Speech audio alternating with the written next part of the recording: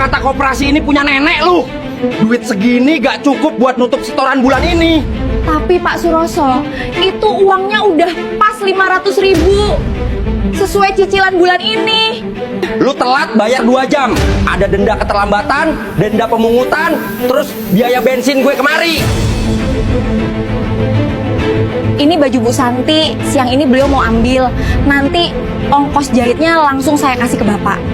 Alah, banyak bacot lu. Gue kagak butuh janji manis. Gue butuhnya duit sekarang juga. Ya Allah, Pak, ini baju orang, Pak. Nanti saya bayar obat Ibu pakai apa kalau bajunya hancur begini? Derita lu. Makanya jangan main-main sama tagihan gue. Heh, penjahit kampungan. Baju mahalku kamu apain itu? Kok bisa robek parah begitu, ha? Ampun, Bu Santi, ini bukan saya yang robek. Saya janji bakal perbaiki semuanya malam ini juga. Cuy, gak sudi aku pakai baju perca. Boro-boro ku bayar ongkosmu, kamu harus ganti rugi bahan kainku 500%. Gak usah nangis, Bombay. Pokoknya besok uang ganti rugi kainku harus ada, atau urusannya bakal panjang. Tega banget, Ibu butuh obat, kain malah robek, ya Allah. Harus cari uang dari mana lagi? Nah, duit yang ini gue sita dulu buat denda.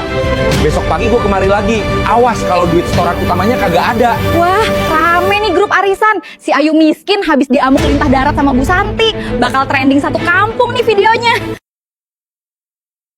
Polisi Doni dan timnya sedang meluncur ke sini.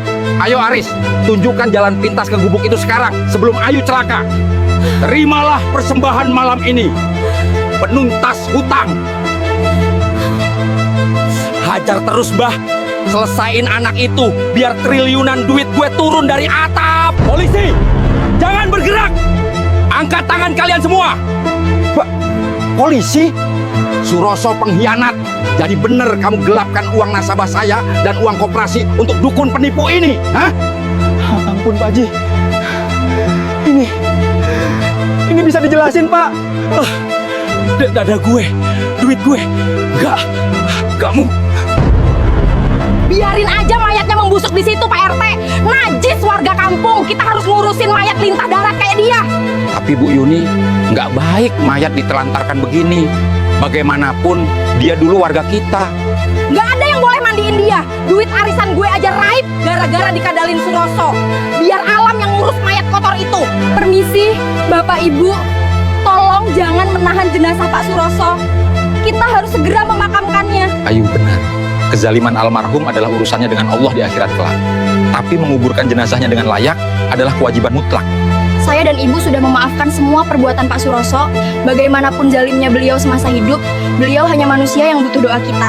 Ustadz, kenapa mendadak mendung gelap banget? Perasaanku nggak enak, Ustadz. Banyaklah beristighfar, Dok. Bumi sepertinya sedang menolak keras tamu yang akan kita bawa ini.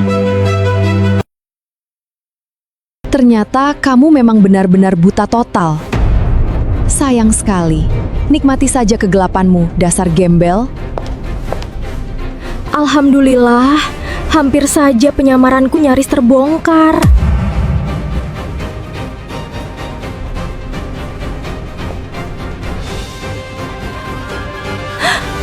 Langkahmu terlalu yakin untuk orang buta, Ita. Matamu juga menatap lurus ke mataku. Kamu bisa melihat, kan? Mas Bima, saya... Tidak, Mas. Saya sedang mencari arah saja kok.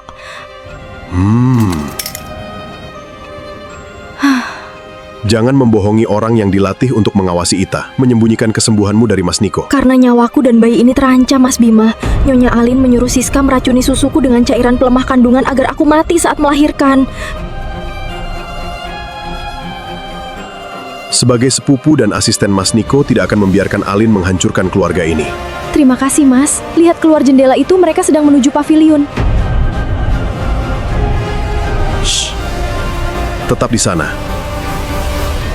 Pria yang duduk bersama mereka itu bernama Hendra. Dia pengacara korup yang licik.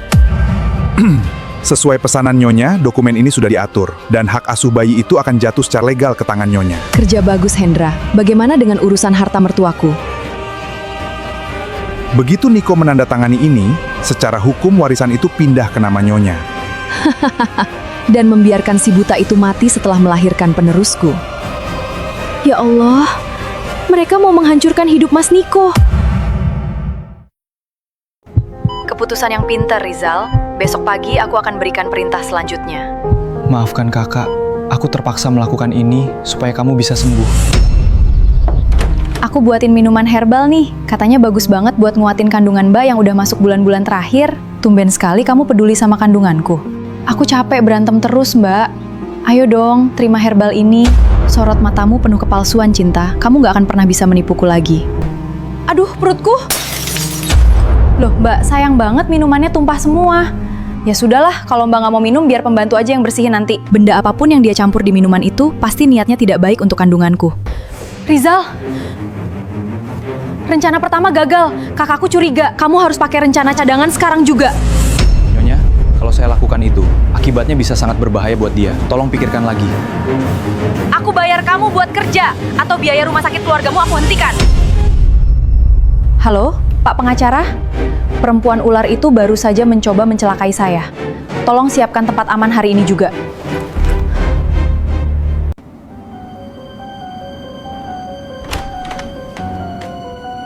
Ya Tuhan, benda apa ini?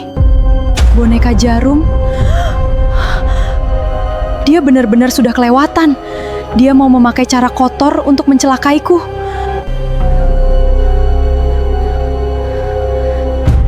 Cinta, kamu yang melakukan ini?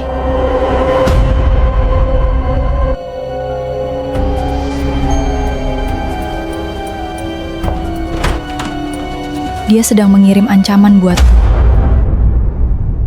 Mbak Sinta, buka pintunya Mbak.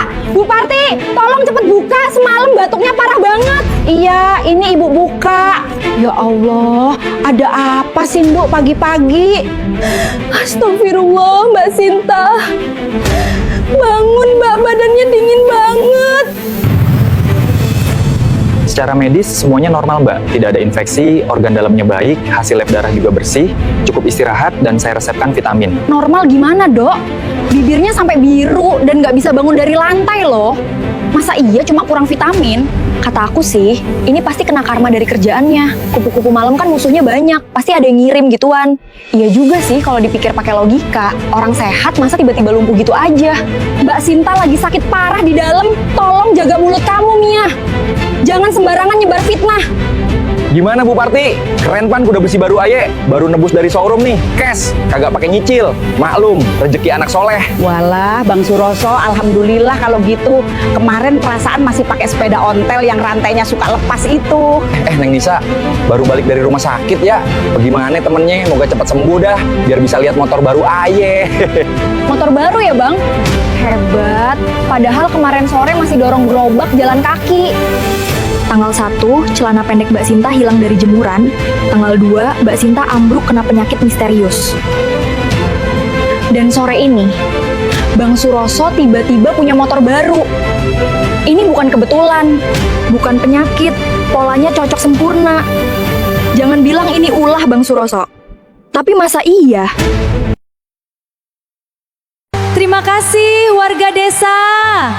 Terima kasih warga desa. Mari kita goyang sama-sama malam ini. Ya Allah, mati aku. Itu kan Suroso. Permainan baru aja dimulai, Neng.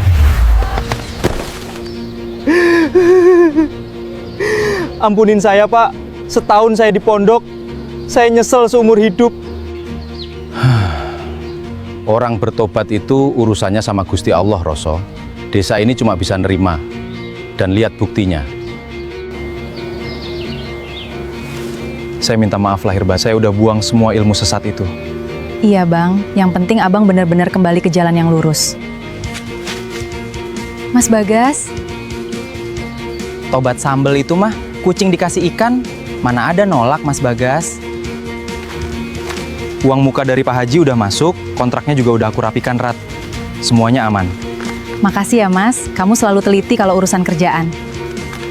Gak usah terlalu dipikirin soal Bang Roso. Nolak orang tobat itu kan dosa mas.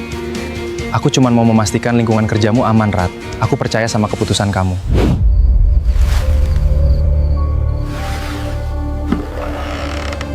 Orkes Suara Mustika abis semuanya.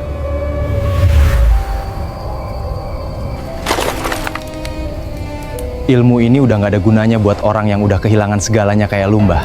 Ini jatah gue.